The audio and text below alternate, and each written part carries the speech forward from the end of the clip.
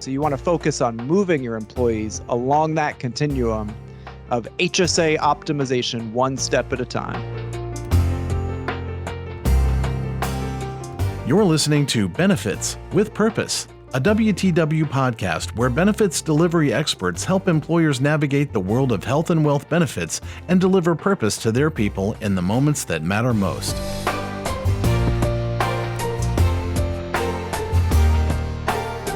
Hello, my name's Philip Massey. I've spent over 20 years in employee benefits, and I'm excited to be hosting another episode in our Benefits with Purpose series entitled HSA Spring Cleaning, Helping Employees Grasp the Value.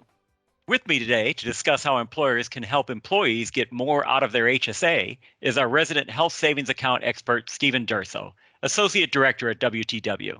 Good morning, Steve. Good morning, Phil. So, Steve, spring cleaning, it's not quite spring yet, but it's worth taking a step back, asking what projects need to be addressed, right? Yeah, you mean like recaulking the shower, fixing that hole in the drywall, cleaning out the garage, all of those things that you didn't want to do during the holidays or you couldn't do during the winter months. That's right. Sounds like we have the same list. But where HSAs are concerned, it's a good time for employers to look at their population and identify those who could similarly use an assist in getting their HSA house in order. That's right. So, every employer is going to have those that just enrolled in the high deductible health plan for the first time. Maybe they enrolled in an HSA and are on a path to severe underutilization. Some employees are going to be contributing little to nothing at all. And then there's also a group that may not have completed their enrollment at all. Given this reality, what should be on an employer's to-do list? Well, first is the good news. Employees still have the ability to do HSAs, given that enrollment in a high deductible health plan allows for the enrollment and starting or changing contributions throughout the year at any time for HSA. So that's a key point. It's not too late. That's exactly right. So in fact, this is the perfect time of the year for employers to take a look at this type of project. So part of their HSA spring cleaning should be an employer's review of the enrollment and the participation data to do an assessment of their options. Great. So where's the best place for an employer to start? Well, as a post-enrollment exercise for spring cleaning, let's take a narrow view. So there's a lot that we can talk about as far as maximizing the value of an HSA. But for today, we're going to focus on the people that didn't get the year off to the best start. So for the sake of simplicity, let's group them into three different buckets. So the first one I'd call out would be employees that just didn't know. They didn't know what the benefits were of an HSA. They likely contributed little to nothing beyond maybe they got an employer contribution or a seed, or maybe they're planning on getting some wellness credits, but they just didn't know. That's one group.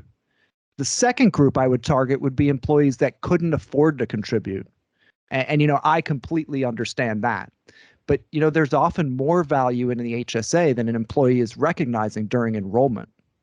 And then lastly, the third group's going to be those who just didn't finish. So they made an attempt to enroll in an HSA, but HSAs have a required confirmation process to open the account called the Customer Identification Program. We'll call that CIP. Not everyone takes the time to complete that step. And this might be the saddest of the group because they tried to open an HSA, but they just didn't complete it. Right. So our three buckets are those that didn't know or couldn't afford or just didn't finish. So that's a good way to parse a population. I know from our WTW Employee Attitude Survey, we found that of those who didn't enroll in their HSA, 57% said they didn't see the advantage, and 24% stated that they didn't have enough to contribute at that moment. So we definitely see those profiles in our data. Right. So, if we start with that didn't know group, and if we're trying to define the problem, it may be rooted in the fact that high deductible health plan options are often the least expensive medical choices at annual enrollment. So employees are naturally going to gravitate towards them. Least expensive, however, does not mean the same thing as least complex. So when employees are new to the high deductible health plan concept and they really don't understand how it works paired with an HSA, they don't have the knowledge to take advantage of all the benefits. And what these employees really, they may not realize is that being able to contribute to an HSA provide support for out-of-pocket medical expenses, particularly in the pre-deductible phase when their high deductible health plan's not going to be contributing beyond maybe a network or provider discount. This is going to be the primary benefit of a high deductible health plan. And if they don't take advantage of the HSA, they're missing out on the opportunity to pay a lot less for their medical care. Sure. The added complexity for the employee to, one, understand their medical options, and then two, understand how the HSA fits in with the high deductible health plan and its role in supporting the medical plan. That's a lot to take in. There's an inherent relationship between the HDHP and the HSA that doesn't really exist with other benefits. Exactly. And, that leads us into the next group, those who couldn't afford, or at least they didn't believe they could afford. I guess we should start by saying this part is tricky, right? We know employers aren't in the business of telling their staff how to spend their money. Very true, Phil. However, there is an indisputable truth that every expense paid from an HSA saves money. It's going to be cheaper than any other means for an employee to pay for care, whether they're paying out of their bank account, whether they're using a credit card, you name it. Nothing is going to come with that immediate tax savings of an HSA, whether it's the contribution or when they're spending on a distribution. And then add to that, their dollars never forfeit, they're theirs forever. Amazing. Yeah, that is amazing. And of course, cheaper is better. And if you didn't know, that's one fact that's likely to get your attention. So next, let's look at the folks who didn't finish, who didn't get through the CIP, the SIP process. How should employers interpret this bucket? The interpretation here is that the process is complex. So we just talked about the relationship between the high deductible health plan and the HSA being unique. Similarly, understanding that while SIP may be an additional step, it's really fairly painless. So sometimes a person may be required to provide an additional document to their HSA administrator, but it's usually as easy as sending the administrator a copy of your driver's license or maybe providing another simple document. It's typically less labor intensive than something like an evidence of insurability that employees are used to for life insurance. Plus, it's just a one-time thing. Once that account is open, it belongs to the employee ever after. Now, those are a couple of great points. With an understanding of those who have, let's say, made a bit of a mess of their enrollment and could use some help cleaning up, either in not finishing or not taking advantage of the HSA's value, what should an employer look at in terms of engaging their population? Well, it's all going to be about the data and messaging. So your data, you could consider that your cleaning solution. It's where you're going to find the people who could use a little cleaning, as you say. So employers have to partner with their administrators to identify the different buckets, and then you can start to look at messaging. Okay, so the data, perfect. Then you can look at the messaging. What are employers looking for? We know there's a couple points that are obvious. High deductible health plan enrollment with no corresponding HSA. So remember, there are going to be some folks who may not be eligible. So you may need to do some filtering by those who have opted out within a specific enrollment questions required. So they may have said that they're Medicare eligible, or maybe their spouse has a flexible spending account that makes them ineligible for HSA. Your enrollment administrator should be able to help here. The second one, for people that actually fail the SIP process, this should be straightforward as well with your HSA administrator. Then the third one is going to be just the HSA annual election. So, employers could look at their annual elections and the contribution amounts and maybe target people that contributed under $500 for the year. And then, if you're trying to find where affordability may be an issue, you can look at the medical enrollment as part of the equation as well. It can provide good perspective. I like that. So you're mirroring different aspects of the data to say how many of my low or no contributors are in my bronze plan, for example. Right. That's exactly correct. So once you're in that analysis, you could even pull in your plan data. So along those same lines, you can pull in salary band. Location might also be helpful. It can be a little bit more work, but if this is the first time you're mining the HSA enrollment, it could help you identify a group more specifically.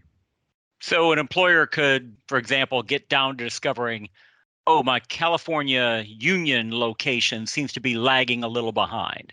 Yeah, that's exactly right. And, there could be an opportunity there to partner with resources on site at that California location to either create some physical materials or maybe host a QA in person, or maybe our podcast could even show up at the California location.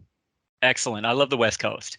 So you mentioned some communication methods there. If we look at data mined in our three buckets, as folks didn't know, didn't finish, couldn't afford, what sort of messaging might be appropriate? Well, each one's going to be a little bit different. And employers who have taken that time to dig into the data should then think about their specific audience that they've identified in their results. So the SIP one, that's the one that's probably the easiest one. So your HSA administrator's likely already reaching out to this group, asking them to send in additional documentation. So you can think about this messaging from the employer as complimentary, but you may want to take action because you can highlight that submitting the documentation is easy, which should definitely be the case in 2022. And you can also just share with them the benefits of the HSA. Oftentimes, if there's a communication coming directly from the employer, in addition to the administrator, it can make the employee take action in more cases. So that additional reinforcement should be viewed as an opportunity to expand the conversation with that employee. And that makes sense. You're banking on the fact that the employer's brand in the from line of the email buys a little more of the employee's attention span. That's right. So normally you get 8 seconds. This time, maybe you get 12 coming from that employer. But, that is a significant difference. So it can move the needle for sure. Now, didn't know and couldn't afford those two groups. That's going to require some additional data. So you may want to look at your salary enrollment data to provide clues that could split these into two groups. But let's assume for a moment the didn't know group is about education. This is an opportunity to define what the HSA is. So context is going to be key. So you want to think about that relationship between the high deductible health plan and the HSA. Highlight that role of the HSA to provide the pre-tax savings on medical expenses on pre-deductible. So some easy examples there are going to be prescriptions, copays, doctor visits. You can maybe dispel the misconception about forfeitures as well. A lot of employees are used to having a flexible spending account in the past, and the flexible spending accounts are use it or lose it plans. So many people make the misconception that that also applies to HSA, but that is not the case at all. Then lastly, we have the can't afford segment. So this segment requires a little bit of care because an employer is drawing out assumptions, but obviously they don't know in every individual circumstances. But, an example of the immediate tax savings should be broadly applicable. Phil, I think we may have talked about this in our November podcast about HSA engagement. That's right. Shameless plug. Shameless plug indeed. So episode 8, I believe, 2 easy points to illustrate HSA value to those folks that believe they can't afford it. One, it's going to be every pre-tax dollar spent from the HSA is essentially a discount on out-of-pocket medical. The discount takes place not at the register, but at payroll. And regardless, the employee pays significantly less when using the HSA. And then if you want to look at it over the year, contributing an additional $1,000 a year, that's only going to be $40 a paycheck for someone who's paid biweekly, which again, being pre-tax, is really going to only hit them with about $30 less take-home pay. And then if they can't afford that, it's probably more within reach than an employee believes. Just half of that's only $500 for the year would only cost $20 out of the paycheck, which is about $15 take-home pay. So that's really a small number biweekly, but it really adds up over time. So again, we go back to the point that it's probably more within reach than employees believe it is. And of course, they can make these changes at any time. That's right. So, if you can't necessarily differentiate the why employees didn't enroll or contribute a significant amount, you can send successive communications that highlight these points separately. Right. We always recommend smaller bite-sized messaging anyway. That's right. So you can make it part of a larger campaign. As employers know, you could write a novel on benefits of the HSA, but who would read that? That's right. Nerds like us would. Oh, I know I would definitely read it. But, an employer can always come back to review this group next year. And how many have enrolled at that point? They can match up year over year. What's their behavior? Are these employees spending? Are they saving? At that point, the messaging could be a little bit different. So you, as the employer, have moved beyond cleanup and into HSA optimization. So it's time for bite-sized communications, speaking to the benefits of maybe investing or saving for retirement, banking receipts, all that jazz.